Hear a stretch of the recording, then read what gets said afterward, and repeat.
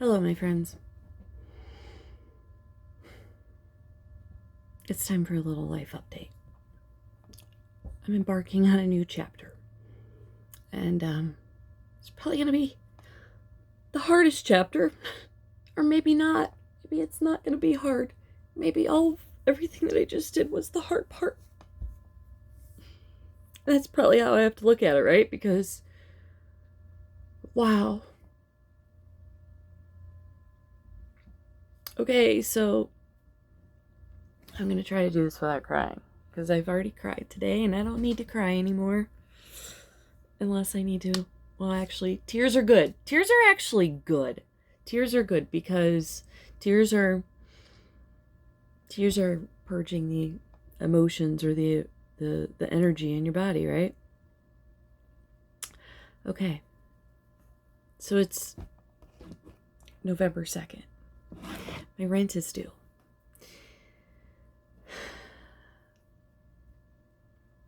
And I have the money for the rent. It's the first time I've actually had the money for the rent and not have to have Anders help me with it.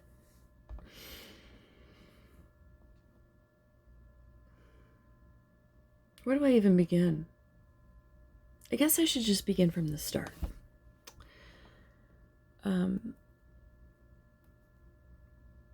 Probably about 4 years ago, nothing was really like wrong. It was just, well, it was wrong. I felt like I was self-sabotaging myself. And I was like, whenever I have to do something, it was like, it was just hard. I couldn't make phone calls, and everything I said I would want to do on Monday, I didn't do, by Friday. And I was like, I can't keep doing this. This isn't good for me. So I started therapy, and I got diagnosed with major depressive disorder and complex PTSD. And okay. So I started therapy. I started talking EMDR therapy. And I just wanted a good fucking life. I wanted to be the best version of myself. I've always wanted to be the best version of myself. And that's why I started therapy, because I wasn't being the best version of myself. Hi, buddy. It's a good boy. Thank you for the kisses. Yeah. If you don't think emotional support dogs, animals are valid, you're an evil person. Anyway, I just wasn't doing the things. So I do therapy, and I was doing talk therapy, EMDR therapy, and that's when it's like bilateral stimulation of your brain, right? And they like reprocess it. So I was doing all that, and was working with my therapist, and I was like, I've read a lot about psilocybin, and I'm gonna try it. And so we very much had a really cool relationship, because I would do psilocybin like on the weekend, Saturday, and then Mondays was my therapy, and she would help me break down what I worked on with the mushrooms. It was really good. And I got really into it, and I was doing other things. I didn't consider myself spiritual, but I was exploring things, and I was like, I had like this. I had like a whole bunch of stuff all at the same time happen, but it was like the perfect storm. But I got a vibration plate, and I was using that. And I think that moved a lot of energy around in my body. And I was going to the chiropractor, and that definitely moved, they used to make me take this like quiz that was like, what is chiropractic good for? To help the flow through the spine. Like there was like questions, and I'd always have to say like, it's helping the communications from your brain through your body. And that's what's the importance of a good spine, as I'm sitting here with a really messy, not a good posture spine. So I start doing all of this stuff, and I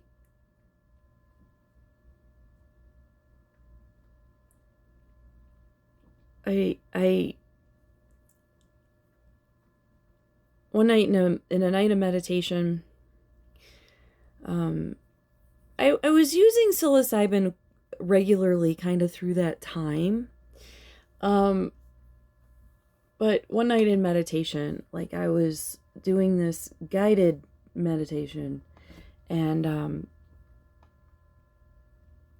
I was doing psilocybin through those times, but I don't know if I was doing psilocybin this time. But I was doing this guided meditation, and like literally it rose me up out of bed, and like from a leg, a leg position to upright. It was very scary, and I felt the energy going through me, and I didn't even know what it was. I didn't know what it was. It was very scary. And I was telling people, and I was describing it to people, and it was like the people that I was describing it to were all people that loved me, or I thought they loved me, but I was saying something that they weren't picking up. It was very intolerable. And in fact, it was like almost, it was like a turn off. It was like repulsive, what the things I was saying. And at least that's how they treated me, and or how I felt that they treated me. And it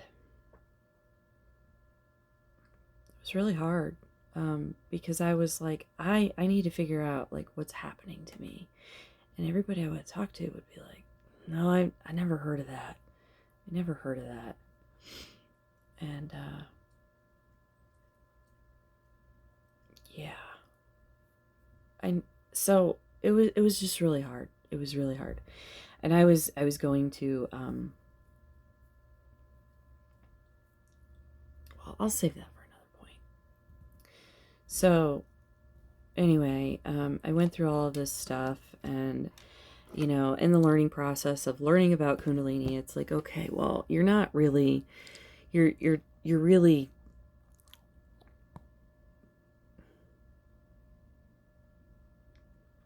what do I want to say?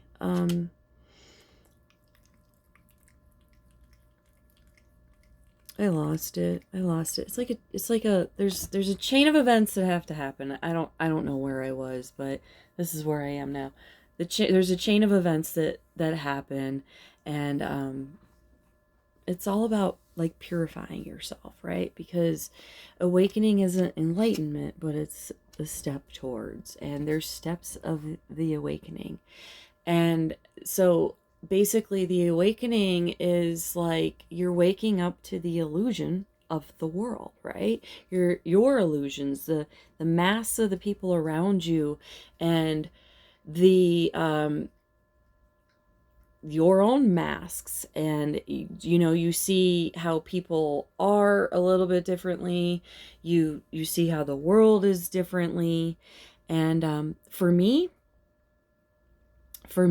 I was shown my purpose, and I was shown my purpose very early on. And this week I have a quantum healing session with Julie, and I'm gonna record that. So make sure you hit the subscribe button so that you're notified, because I post stuff all the time. But basically, I was shown my purpose, and Julie, that I'm gonna have this quantum healing session with, is like, I talked to her and she was like, well, a lot of people don't know who they are and or what their purpose is or whatever when they come to me, and I do. I actually yeah, I struggle. So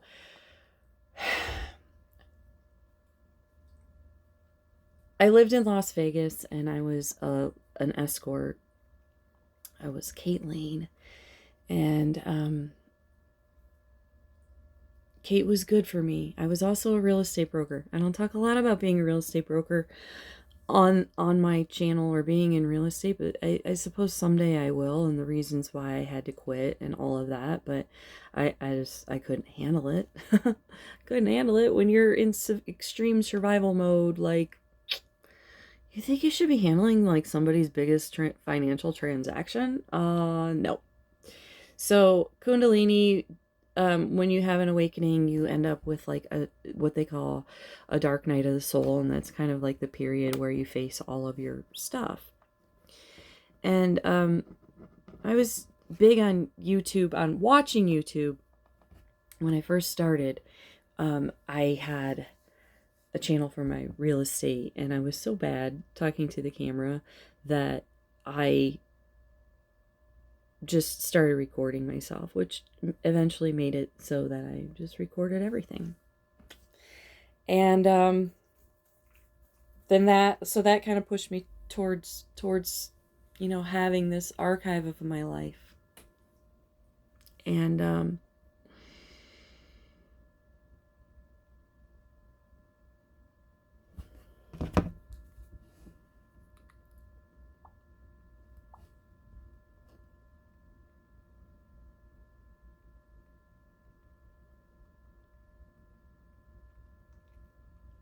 sorry, I'm fighting with Anders right now because Anders is moving.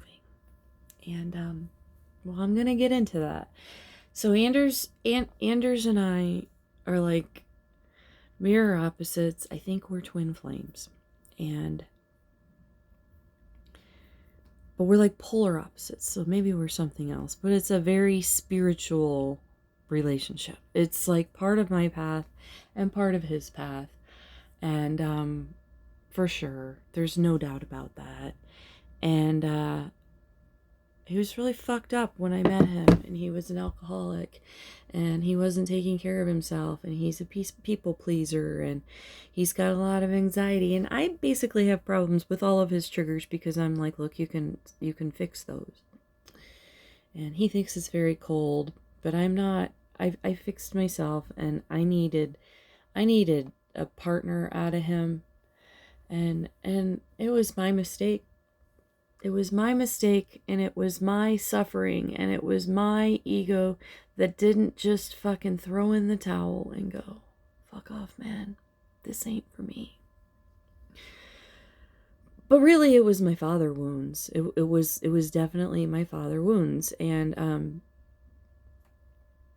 that will be in another video, I think. But it's weird because I'm videoing myself with my tablet, and I usually use my tablet for notes. So right now, I'm not making any notes.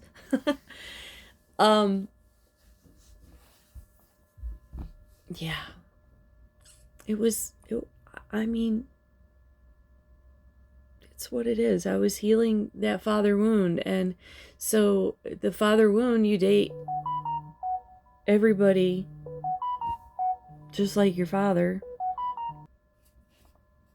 Oh, hello. I can hear you. Yeah, I'm recording a video, or I started a video. What are you doing? No, my husband's going by your house. I didn't want to knock. He says, I take you with the cops, so. Oh, thank you. I'm going to my house right now. Okay. Are you recording a review right now, or what? I mean, do you want to talk? Or I got a couple hours. I got like an hour to talk. I got to go back to my parents' house and eat some dinner, but steak, but. Okay. Yeah, I'll be over in a little bit. Or if you want to come over here, you can. Yeah, I'm here right now. Okay, cool. Come in. All right.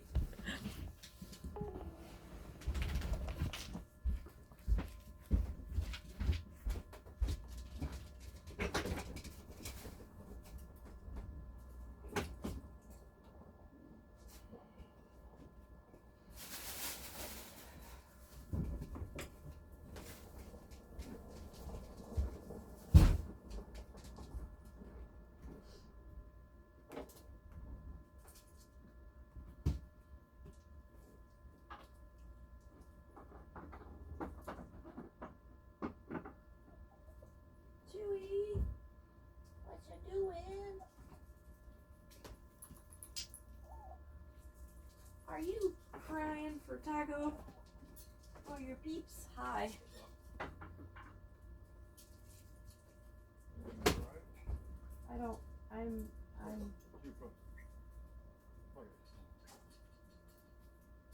I'm gonna say I'm alright. Because I know I'm alright. Yeah. But I'm processing some shit. You're not gonna come in? You gonna sit outside? You want a drink? Yeah. I don't care. Whatever. You can come in if you want.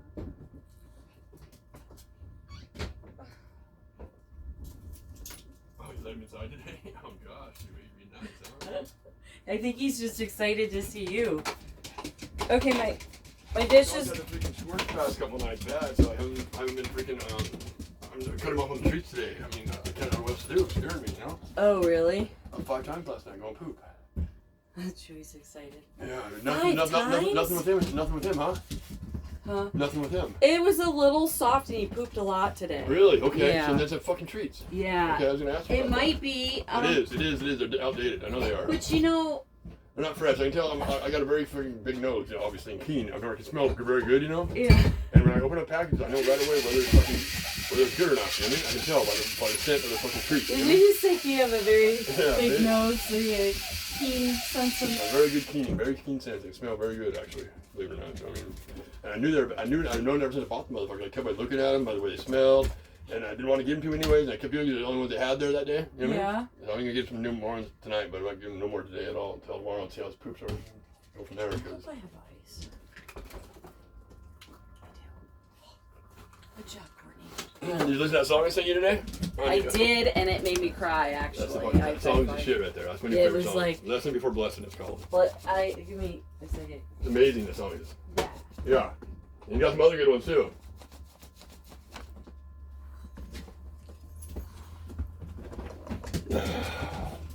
Well, I broke a glass and my glasses today. That was a good day. Oh, scratching your back. I think that's. Sweetheart. You gonna talk about any toy today? You could sit in either one of these chairs too, because they'd probably be more comfortable. And you're talking a little toy? You did? Oh, that's cute. I like it.